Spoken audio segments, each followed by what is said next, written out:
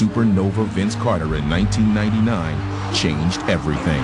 360 spinning put down by Vince Carter. Goodness gracious, that was a highlight film play. Crazy. That's how I win, baby. That's how I win. He brought an identity to a team that didn't really have one. You know, they were the little dinosaur guys. They were an afterthought in the NBA, but Vince Carter gave them a legitimacy. Where would the Raptors be without Air Taylor to Carter? He sort of made the city count in the world of basketball. Vince carried the Raptors to 3 consecutive playoff appearances, igniting the city. Amazing. Vince Carter has hit his 8th three-pointer in a row. Now that is your franchise player, Vince Carter. Oh, man, those were the glory days. Oh, man. Man, I was just like, can't get no better than this. Playoff fever had arrived in Toronto, and Carter had forged a deep connection with Raptor fans, and he would take them to within 1 shot of the Eastern Conference Finals in 2001. Carter at the buzzer. No go. Vince's shot missed by inches, and most thought that playoff run was just the beginning of Toronto's rise to the top. Instead, it was the end. As quickly as they had risen, the Raptors fell to the bottom of the standings, and Vince Carter asked to be traded, leaving the weight of the franchise on the shoulders of Chris Bosh. After he left, you know, guys were like, oh, okay, well, looking at me like, and I'm looking like, what is it? The Raptors' top draft pick in 2003, Bosh had the skills to be a star, but leading a team is a different story, especially for a teenager. I was 19 years old. Toronto was putting my face on the ticket programs and things. I'm seeing my face on the billboard. It was just a tough adjustment because I was so young. Carrying a team was a burden too heavy for Bosh to bear alone. On those slim shoulders, he's carrying quite a bit of weight. The franchise was adrift, and it looked to first-time head coach Sam Mitchell to right the ship. Sam, what's the #1 thing you need to work on? Keeping my emotions in check. When I get into the heat of the moment, making sure that I stay calm so that the players stay calm. Hey, Chris, don't wait. As soon as you got it, go. Don't give him a chance to double team you, all right? Go. Don't give him a chance to double team you. And right from the start, Mitchell made the gym a proving ground. He challenged me constantly. If I got to tell you that, you can't play. He's a challenger. I don't care who gets it. If it's a point guard and we get you the ball on the post, make a move unless they come trap. I shouldn't have to tell you to want to score. He was emotional. He was a young kid, relative kid, 2 years removed from playing, who would scream. He was out of control. I ain't giving you nothing. You get nothing, Chris Bosh. Nothing. There were some guys who wanted to just tune him up. Like, this is the rantings of a madman. Sam Mitchell got rid of the gum, said, hey, let me get on with this. He is all the way near midcourt, and he is animated, and he is out of here. They all probably thought I was crazy. But what I wanted to get them to understand is, show me who wants to play. Trying to change the losing culture of the team, Sam was testing the resiliency of his players. His own, however, was never in question as a player. He lasted 13 years in the league, surviving on his passion for the game. He is the heart of this ball club.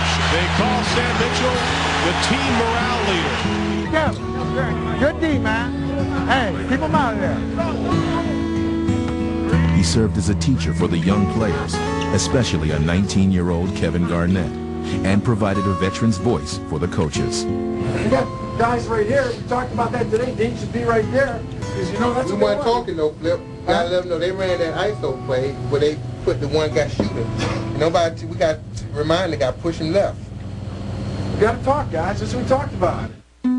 As the 2006 season began, Mitchell was left searching for a leader in his own locker room and a sharper focus on the court. You cannot make those kind of mistakes. You cannot lose concentration.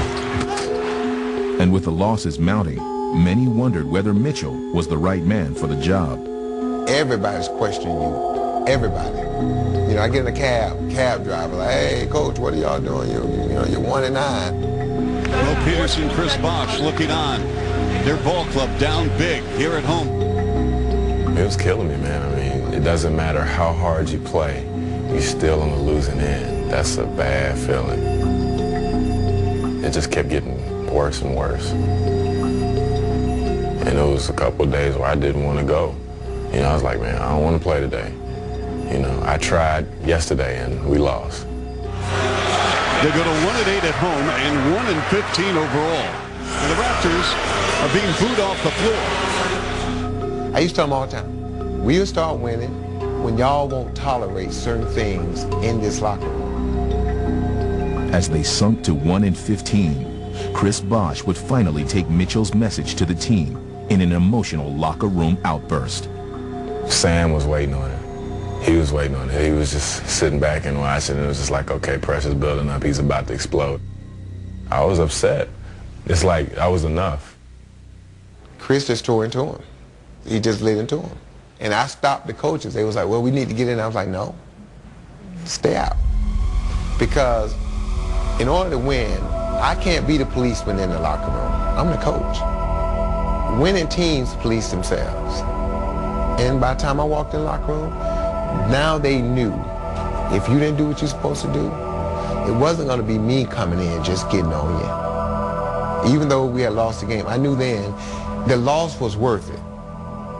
Sam came to me and was like, you're the leader of this team now. It was time. Let's go. Sam Mitchell's work to transform Chris Bosh from star to leader had reached a crucial turning point. But the team was in a free fall, and whether or not Mitchell would last long enough to see the benefits was something even he didn't know. 4.8 left. Cavaliers need a 2 to tie and a 3 to win it.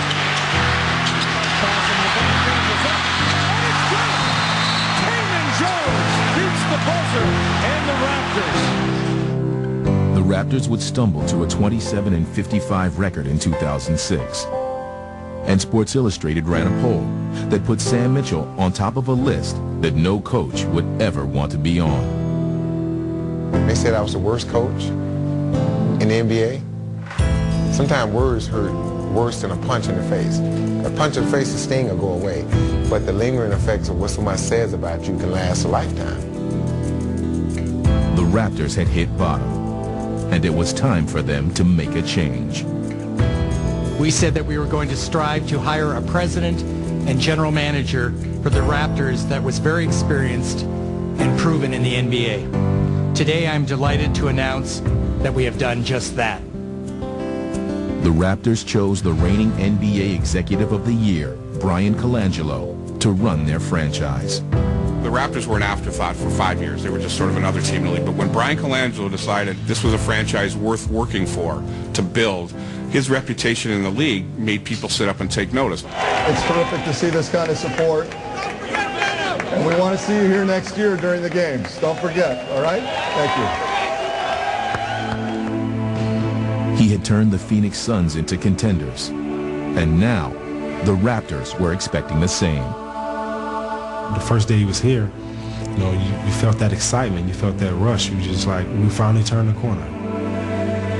Colangelo had raised the hopes of his players and a city hungry for a winner.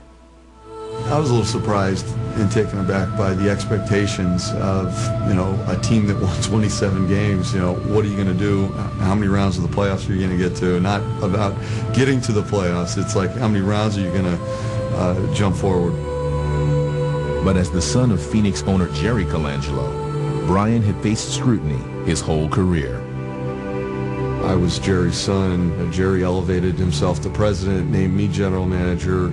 You know, there was this immediate focus on why I got the job. Did I deserve it? And I never really outran that question. There was always people that were going to, you know, question that. And that kept constant pressure on me.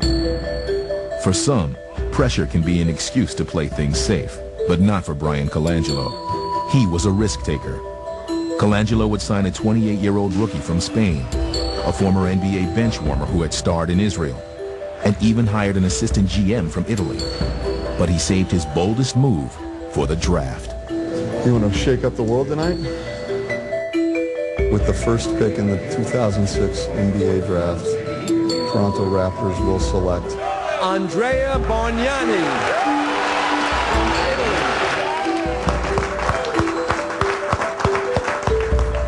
A lot of people, when Toronto went for Bargnani, were thinking